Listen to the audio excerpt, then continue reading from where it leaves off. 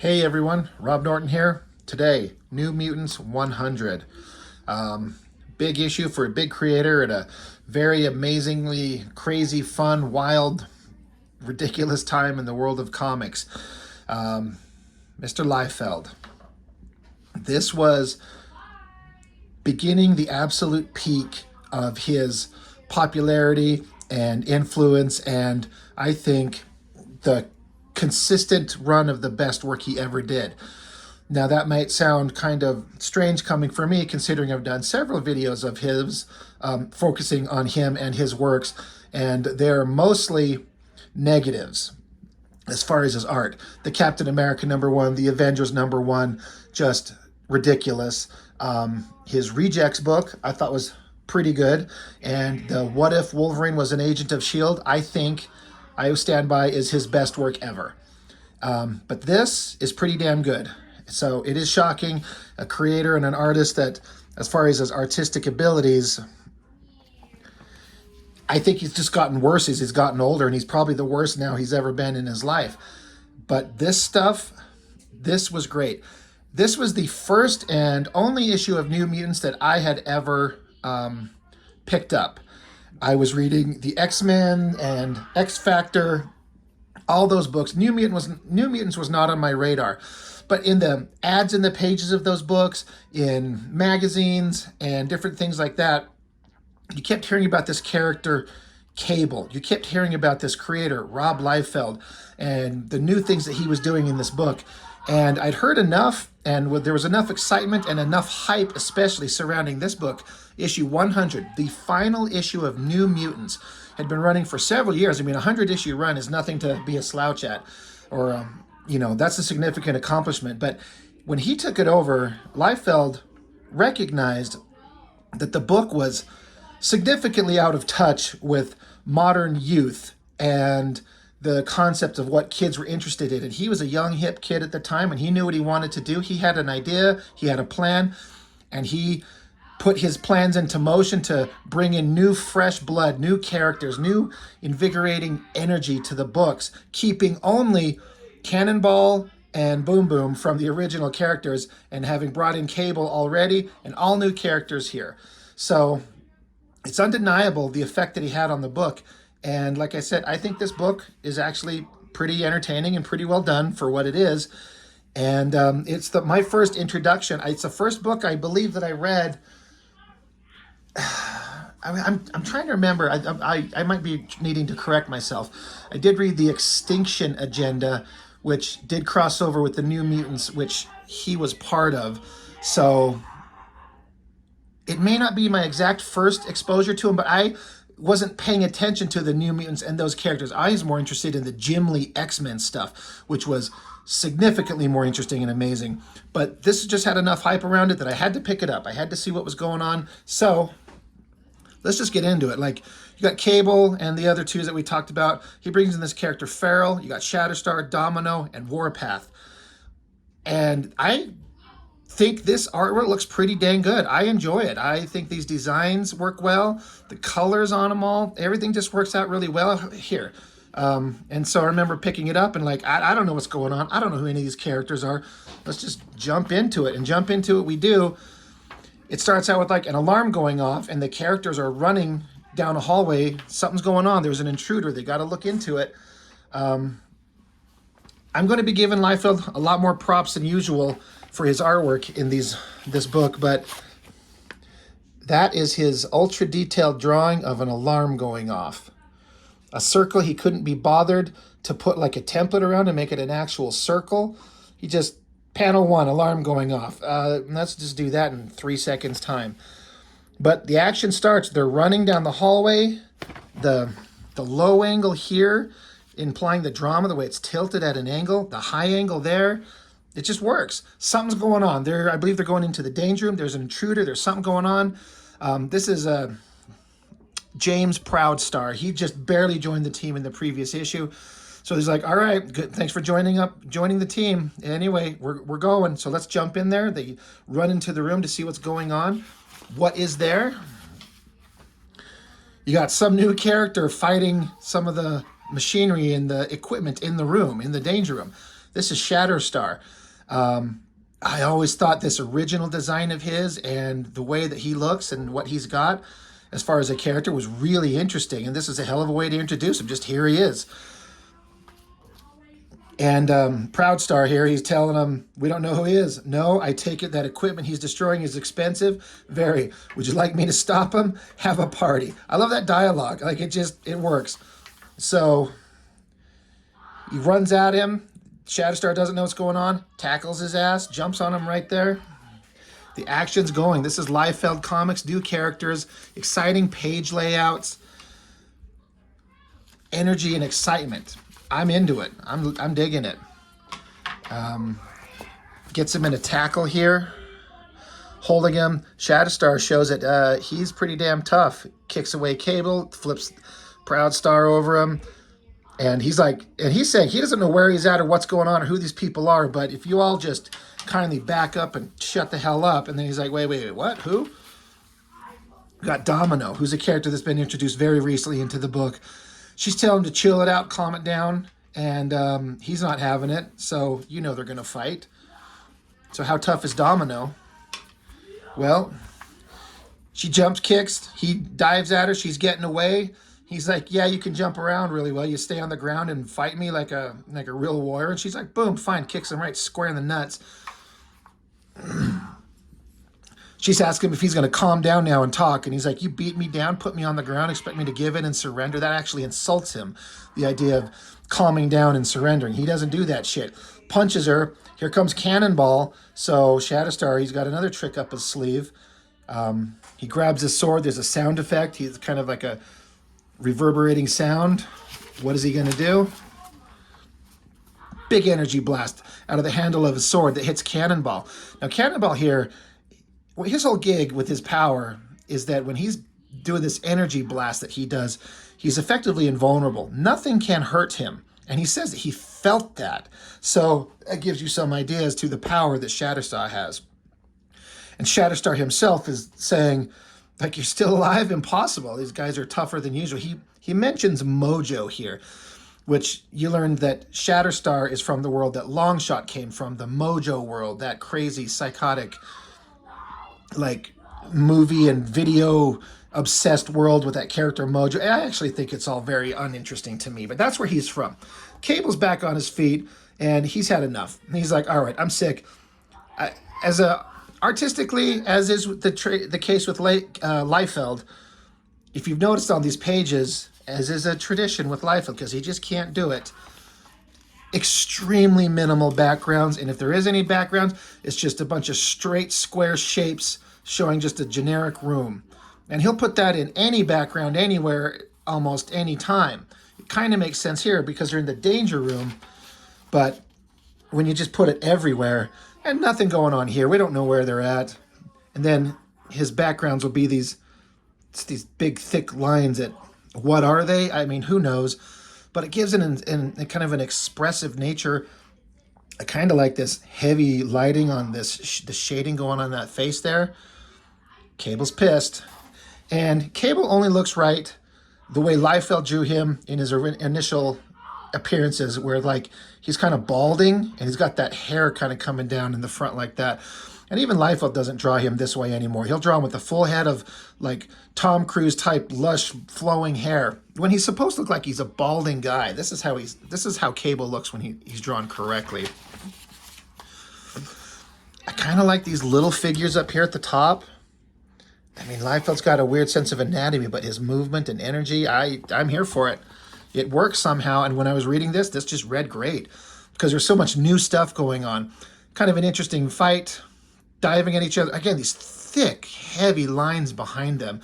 It's just like I got to put something back there, so he just does these heavy lines in the background. You know, at the time when I read it, it didn't stand out as anything weird. I didn't mind it. Cable ducks out of the way and socks him one, pulls his head down, bashes his Shatterstar's face into his knee. You can see he's reaching for the sword. In this panel, he's effectively disarmed him. And another thing I like about Shatterstar is he's got this double-bladed sword. It makes no sense in a real-world kind of context, but it looks cool. Two blades on the hand. I was just sitting here thinking about it. If you notice, this is something that Liefeld does too. This sword with the two blades, on the handle, he's got spikes on it. But then they come and go. They're not there. They're not there. They're not there. Whatever. I don't get his logic. But Cable beats Shatterstar down.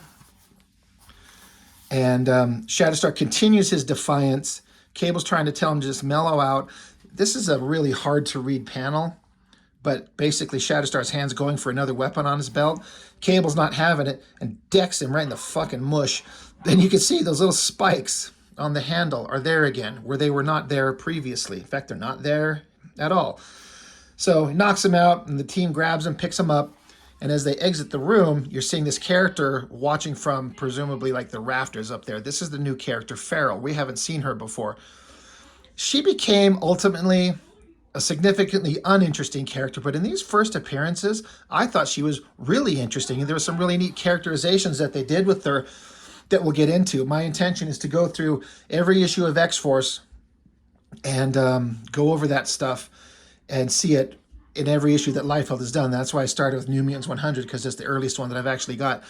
And the thing that Liefeld did with this character that almost no one else did, and this might sound weird, because she's got this wild animalistic hair, and she's furry and got big hairy sideburns and stuff, a tail, but he actually made her look attractive. Like, that's not a bad drawing. Like, her face, her pose, the curves of the body, he made her kind of sexy. He made her kind of attractive, and no one else did. I mean, you'll notice that she's got a tail there, and no tail suddenly, unless it's just tucked up under her and someplace you can't see. Again, you'll see things like that come and go. I don't know how somebody misses that. But as she walks off from the same vantage point that she was looking at in that same room, something else teleports into the room.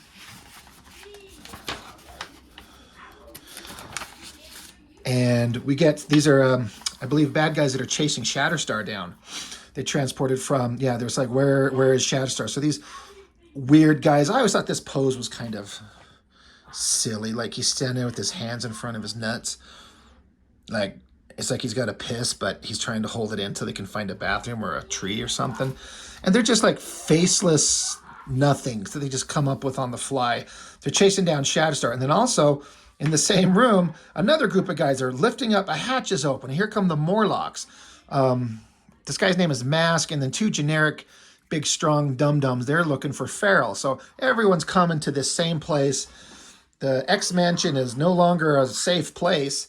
And so they're tracking down Feral. The other guys are tracking down Shatterstar, who, speaking of, he's waking up. I always did, again, kind of like this small little panel like that. I like this drawing. That little tiny stuff. It's got like weird light setups. Looks like a movie studio setup. Like they're filming a movie.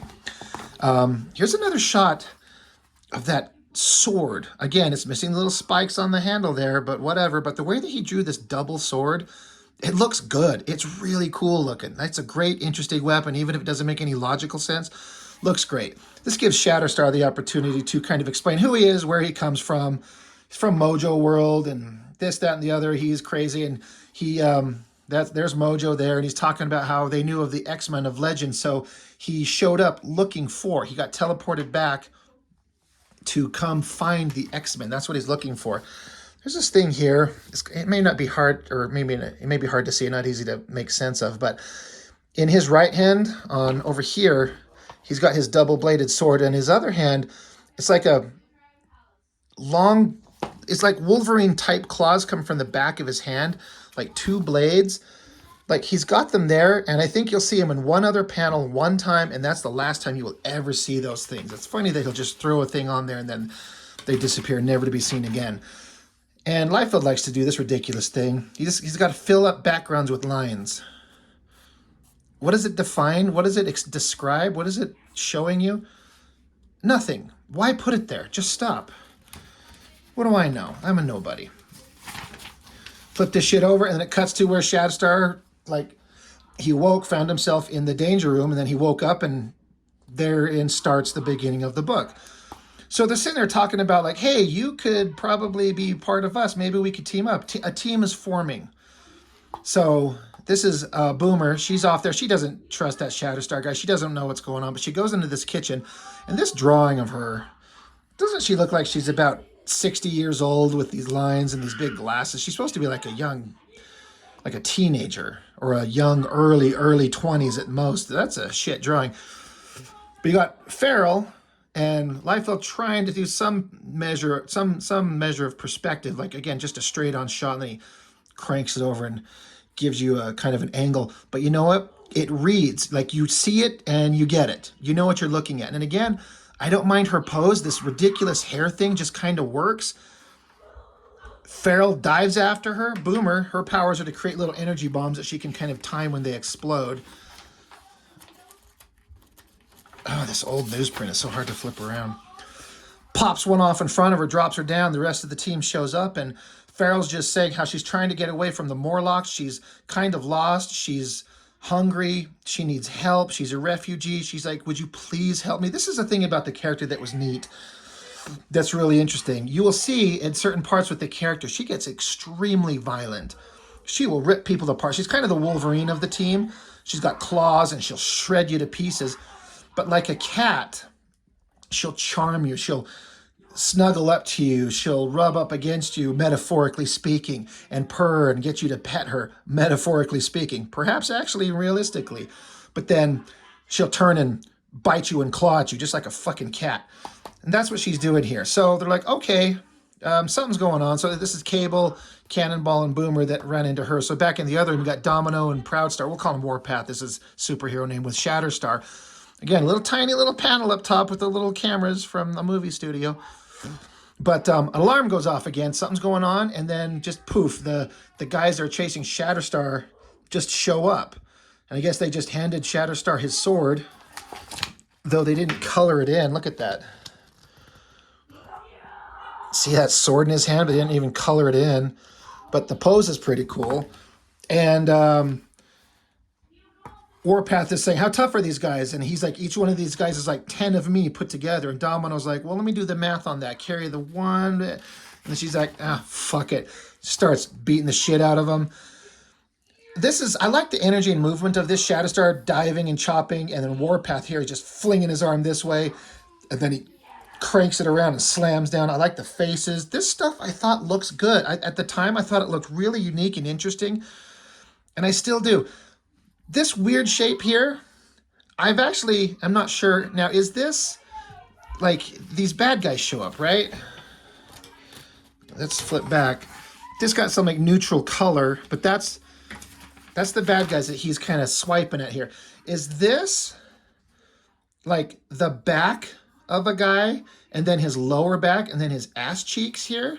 And, like, his arms are up here, and his legs are here? Or is this, like, the lower part of his upper thigh, his knee joint, and his calves right here? When I first saw this, I read it as his leg and knee and calves. But now I'm like, that could be a guy's back and his ass. Like, I guess height-wise, if this was his lower leg, it doesn't make sense because that'd be really low on the ground from the camera view. You wouldn't see him like that. But one of those weird things that are like, whatever this shape is, he's chopping at it. But again, that looks really cool. Domino jumping into it. Red color on her face. But Domino's kicking some ass. This is a great shot of them kind of back to back. That awesome sword of his again. And here we go. Randomly, this is the only other time. There's Shatterstar. I dig that drawing. His double sword kind of suddenly gets bendable and rubbery. But he's got those little double-bladed things coming out of his hand like Wolverine-type claws. He never uses them, and I'm almost 100% certain you will never see them again. Now, I kind of actually like the idea of them, but they're kind of backed into a corner. They're kind of winning, but more people are showing up. You know, the pressure's mounting. So they're in here. Now they're talking to Farrell. You've seen this repeated. They had to talk to Shatterstar. Now they're talking to Farrell. She's kind of pleading her case. And, you know, with some of those things I was bitching about, if you saw my earlier reviews, like the Teen Titans one, which is just so god-fucking awful. Like, I feel like if this was Liefeld now, when he was doing Teen Titans, he'd draw this face here, and then he'd put Cable's face right here, again, looking straight at you. Everyone looking straight at you, and he'd line these two straight up in a line. In fact, he did that exact thing in that book. But you notice these things, the panel layouts are varying. And I don't know, there's people aren't staring at you all the time. They're like looking off into the environment. They're looking at each other, involved in what they're doing, interacting with the characters that are in the page, but they're not staring at you all the time. Occasionally is okay. So he had something that was going on here that worked. Alarm goes off. You can tell because it says Kurthum, or maybe that's an explosion. So they all take off. Guess what? I guess Farrell's part of the team now. They're like, what's going on? Let's dive over there. While they're on their way down the hallway, the guys that are come looking for Farrell, they've shown up. They're going after her, and they just suddenly show up. They just suddenly kind of appear in front of them. They don't see him. Cable, for all his badassery, didn't notice these guys showing up, so they start punching. And this is where Farrell, this is just basically an opportunity for Farrell to show who and what she is. So she chops at one guy and shreds him, blood squitching everywhere. And they're like, reminds me of Wolverine and Sabretooth. And she's just kind of tucked over, and she's kind of saying, because these are the guys that are looking for Shatterstars. She's like, I don't know what this guy is, but this syrupy junk he's gushing ain't human blood. So she's pretty badass. I thought she's well drawn. Again, he makes her look good.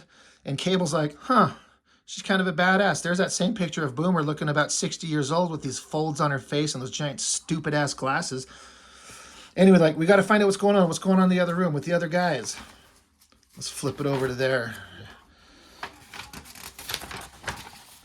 I love this. It's just a giant splash page, just a big crazy ass fight.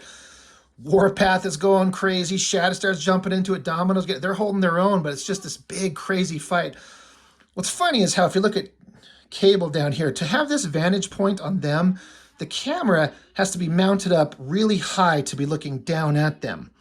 So to be looking straight on at Warpath, like these guys are not on the same plane here. You know, like you can see the ground that Liefeld did has got this perspective where if you're seeing it that far in the distance and it's coming the way it is, we're looking down at somebody, but now we're looking straight on. So the perspective's all whack, but it doesn't matter. Big fight, big action. I'm really into it. I love this kick to the guy here. He gets decked again. Here's a crazy part that's coming up. You got Shatterstar. Let's watch it. Oh, look. See? His sword. Got little spikes on the handle there. 2 panels later, not there. Let's see if they're in the next page. But this was a hell of a scene. This guy's got him. Shatterstar's, that little power thing is powering up, whatever it means. And this was a hell of a thing. Bam. Shatterstar takes that sword and essentially runs it through his own guts and through the bad guy, popping out the back. Now, I didn't know this at the time, and I did not know this for years, that this was taken, the exact layout from Frank Miller and his book he did, Ronin, with the samurai fighting off another, I think it was a monster. I've actually never read it, but I have seen the artwork.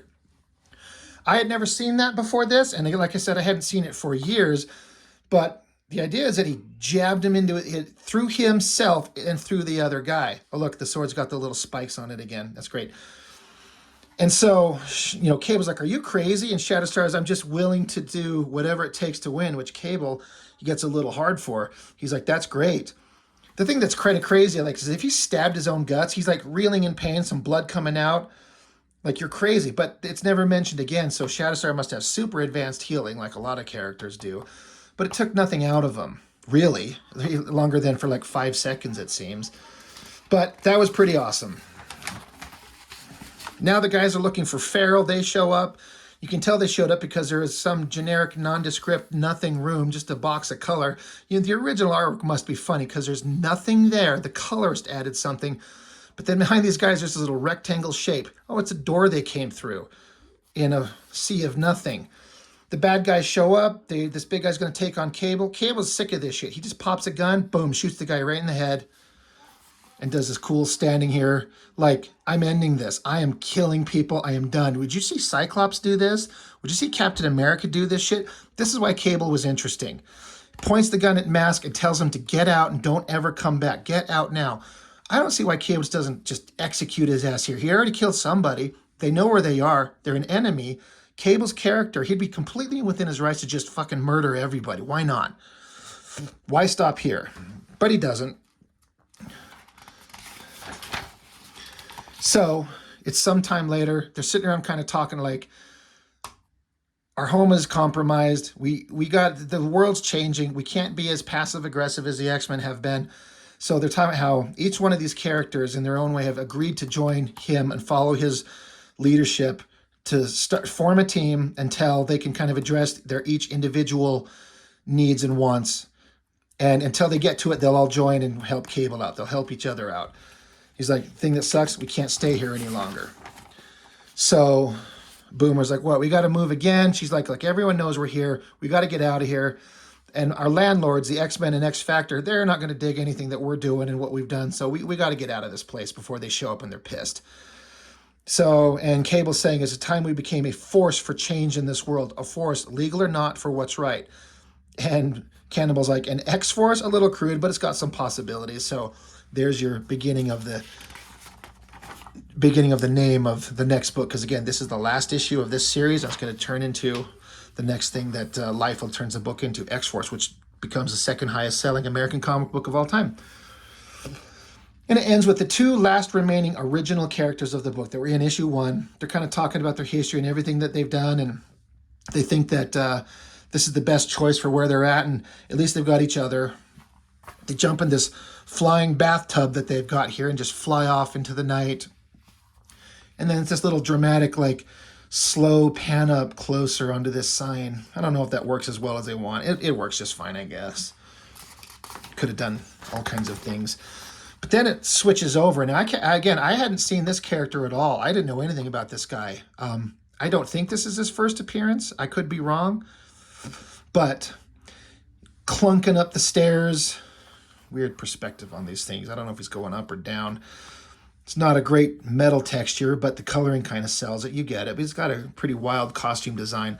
But these are the Bad Mutants, and they're setting him up as to be the major villain.